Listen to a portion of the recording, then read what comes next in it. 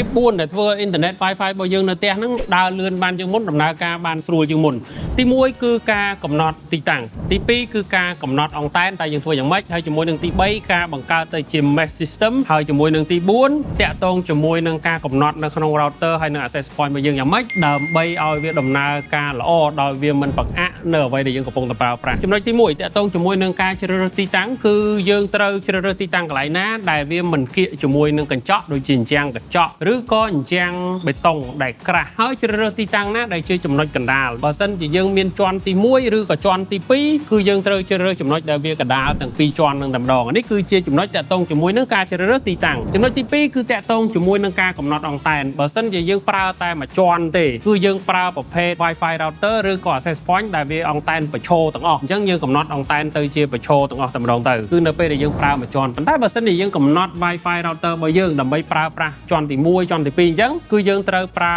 កំណត់អង្តែនហ្នឹងដោយមានអង្តែនខ្លះបញ្ឈរហើយជាមួយនឹងអង្តែនខ្លះទៀតផ្ដេកដែលកែងជាមួយនឹងអង្តែនបញ្ឈរអញ្ចឹងធ្វើយ៉ាងនេះធ្វើឲ្យសេវា Wi-Fi ហ្នឹងវាអាចបញ្ជូនទៅគ្រប់ទិសដៅទាំងអស់តែម្ដងនេះគឺជាចំណុចការកំណត់អង្តែនហើយជាមួយនឹងចំណុចទី3គឺការ build mesh system mesh system នេះគឺសំដៅទៅលើការប្រើ router ឬក៏ access point ច្រើនដើម្បីធ្វើឲ្យសេវា Wi-Fi ហ្នឹងគ្របដណ្ដប់ទាំងជាន់លើជាន់ក្រោមឬក៏2 3ជាន់អញ្ចឹងទៅ mesh system នេះគឺនៅពេលដែលយើងភ្ជាប់ Wi-Fi router ច្រើនចូលគ្នាប៉ុន្តែវាបង្ហាញ Wi-Fi ហ្នឹងឈ្មោះតែមួយឯងអញ្ចឹងធ្វើឲ្យការប្រើប្រាស់ហ្នឹងងាយស្រួលយើងភ្ជាប់ទៅលើ Wi-Fi router មួយណាក៏ដោយហើយយើងផ្លាស់ប្ដូរទីតាំងពីជាន់ទី1ទី2ទី3ទី4អញ្ចឹងទៅគឺវានៅតែភ្ជាប់ដដែលវានឹងផ្លាស់ប្ដូរពី Wi-Fi router ពី access point មួយទៅមួយទៀតដោយយើងអត់ចាំបាច់កំណត់អីទាំងអស់នេះវាដើរតួ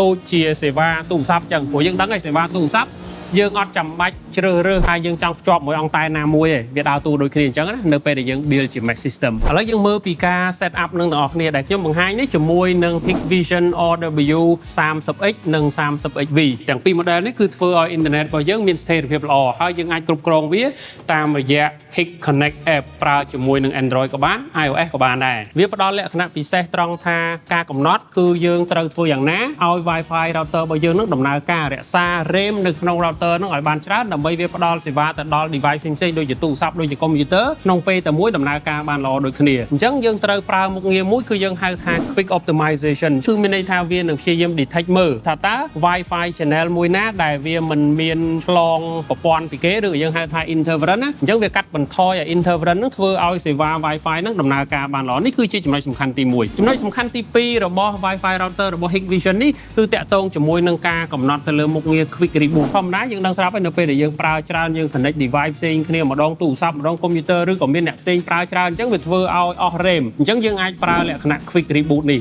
ចំពោះមុខងារ reboot នេះទៀតមុខងារនៅក្នុង Hikvision នេះវាផ្ដល់លក្ខណៈងាយស្រួលមួយដោយយើងអាចដាក់ schedule reboot អញ្ចឹងវាធ្វើឲ្យ router នឹងដំណើរការបានល្អជារៀងរាល់ថ្ងៃហាក់បីដូចជាយើងឲ្យវាដេកហើយភ្ញាក់ឡើងវិញវាមានថាមពលល្អឡើងវិញអញ្ចឹងណាបន្ថែមពីលើមុខងារបាញ់មិញនៅក្នុង Hikvision Wi-Fi router នេះគឺយើងអាចប្រើវាជា mesh system បានយើងអាចភ្ជាប់ឧបករណ៍ទាំងអស់ហ្នឹងដូចជា WR30X ឬក៏ 30XV ហ្នឹងដើម្បីបង្កើតទៅជា Wi-Fi ដែលមានឈ្មោះតែមួយសម្រាប់ការ build ទៅជា mesh system វាអត់មានអីពិបាកទេដោយយើងគ្រាន់តែភ្ជាប់ឧបករណ៍ទាំងអស់ដាក់នៅជិតគ្នាហើយចុចទៅលើប៊ូតុង mesh ហ្នឹងទៅវានឹងព្យាយាមភ្ជាប់ឧបករណ៍ទាំងអស់ជា router វាអាចដើរតួទៅជា access point ហើយភ្ជាប់គ្នាបង្កើត Wi-Fi តែមួយទេ router របស់ Hikvision នេះក៏មានមុខងារពិសេសមួយទៀតគឺការកំណត់ពេលវេលាក្នុងការដំណើរការ Wi-Fi ពេលវេលាខ្លះយើងអត់ចង់ឲ្យវាចែកផ្សាយ Wi-Fi ហ្នឹងទៅដល់អ្នកផ្សេងទេអញ្ចឹងយើងបិទឧទាហរណ៍ថាជាពេលយប់ឬក៏ពេលណាមួយអញ្ចឹងយើងបិទគេរក Wi-Fi របស់យើងហ្នឹងអត់ឃើញទេអញ្ចឹងមានន័យថាវាផ្ទុកសេវាអ៊ីនធឺណិតហ្នឹងសម្រាប់តែយើងតែម្នាក់ក្រៅពីមុខងារកំណត់ពេលវេលាបិទ Wi-Fi នេះក៏មានមុខងារពិសេសមួយទៀតគឺការកំណត់ Wi-Fi signal អញ្ចឹងក្នុងករណីដែលយើងប្រើកន្លែងដែលជិតឬក៏កន្លែងដែលឆ្ងាយពីគ្នាអញ្ចឹងយើងចង់ឲ្យវាបញ្ជូនសេវាបានឆ្ងាយឬក៏ឲ្យវាបញ្ជូនទិន្នន័យបានខ្លាំងអញ្ចឹងអានេះសម្រាប់ការប្រើប្រាស់ផ្សេងគ្នាចេះដែល 2.4G នេះសំដៅទៅលើចម្ងាយដែលឆ្ងាយហើយផ្ដល់សេវាបានល្អ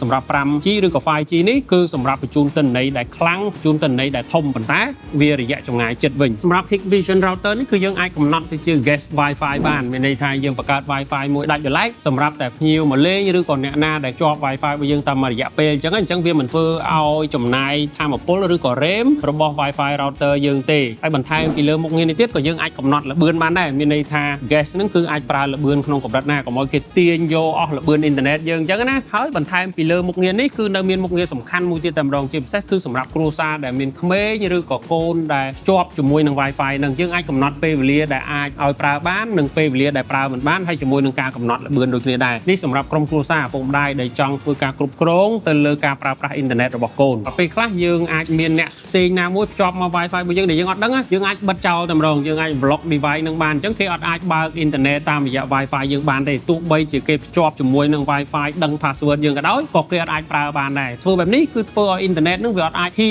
គេហៅថាលិចទៅដល់អ្នកដទៃបានទេគឺយើងប្រើតែនៅក្នុងក្រុមគ្រួសាររបស់យើងនេះគឺ Hikvision WR30X ហើយនេះគឺ WR30XV ប្រើសម្រាប់ទីតាំងផ្សេងគ្នាមួយគឺយើងប្រើសម្រាប់តែអង្តែនបញ្ឈរហើយមួយទៀតគឺយើងអាចកំណត់ទីតាំង Wi-Fi ដោយកំណត់អង្តែនជាបញ្ឈរជាផ្ដេកបានហើយជាលក្ខណៈពិសេសហ្នឹងគឺត្រង់ថាយើងអាចភ្ជាប់ជាមួយនឹងអ៊ីនធឺណិតតាមរយៈខ្សែសម្រាប់កុំព្យូទ័រនៅកន្លែងហ្នឹងភ្ជាប់បានដល់ទៅ4អញ្ចឹងមានន័យថាជាខ្សែអ៊ីនធឺណិតមួយហើយជាមួយនឹងខ្សែកុំព្យូទ័រ3ហើយកម្លាំងបញ្ជូននេះគឺ1000 MB 1 GB ហ្នឹងណាសម្រាប់តាម port នីមួយៗចំពោះការភ្ជាប់ជាមួយនឹងសេវាអ៊ីនធឺណិតស្រុកខ្មែរយើងគឺ Wi-Fi router នេះ support គ្រប់ទាំងអស់វាអាចដើរតួតាមរយៈ DHCP